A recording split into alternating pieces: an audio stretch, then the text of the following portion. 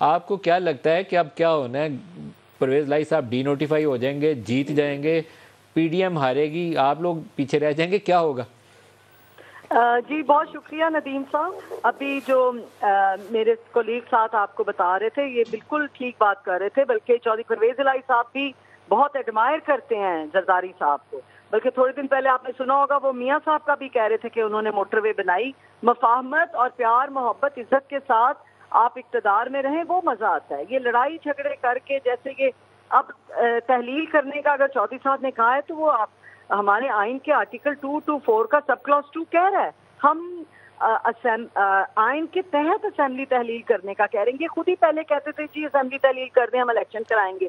अब जब हम इलेक्शन का कह रहे हैं तो ये भाग रहे हैं। लेकिन समीना बीबी, तो अभी तहलील का मामला तो बाद में आना है। अभी तो लड़ाई इस बात के ऊपर है कि वोट ऑफ कॉन्फिडेंस अगर वो नहीं लेते तो गवर्नर का आइनी इख्तियार है 130 सब क्लॉज 7, वो इनको कह सकते हैं कि आप एतमाद का वोट लें, और वो नहीं लेते तो क्या डी नोटिफाई हो जाएंगे परवेज साहब? या परवेज परवेज साहब पीपल्स पार्टी और नून लीग से पीडीएम के वोटों से दोबारा वज़ीर आला मुंतखब होना पसंद करेंगे?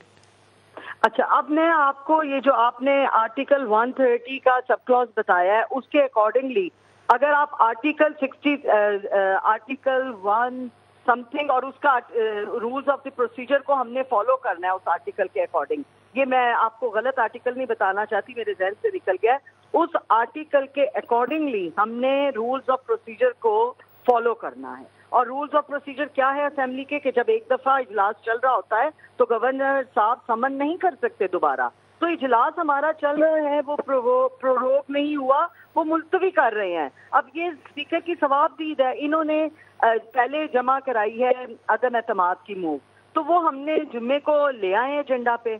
अब देखें एक तरीका कार होता है, रूल्स एंड प्रोसीजर को फॉलो करना है। हसन मुर्तजा जानते हैं, ये तो नहीं कि गवर्नर साहब कह दें जी आज कल आप वोट लें और परसों आप। अब हमारे मेंबर्स अगर ना हो, अगर फर्ज करें गलत गवर्नर साहब कह रहे हैं, अगर हम उनकी बात गलत भी मानते हैं तो मेंबर्स को इकट्ठा करना है ना जी, टाइम होता है उसके लिए 10 दिन दिए जाते हैं। ये 130 जो आपने मुझे आर्टिकल बताया है उसमें 10 दिन है। नहीं जी, नहीं आप बड़े गौर से नहीं है, नहीं है मैडम जी है जी, उसमें बिल्कुल है कि 10 दिन की कोई आईनी शर्त नहीं है।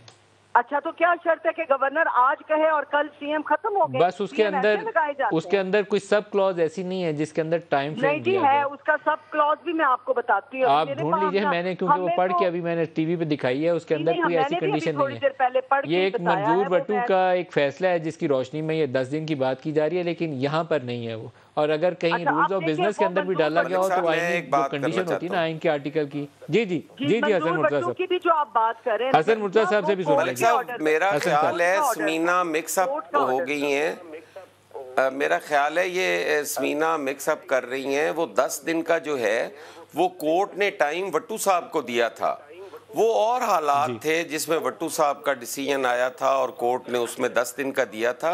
इसमें टाइम नहीं है जी।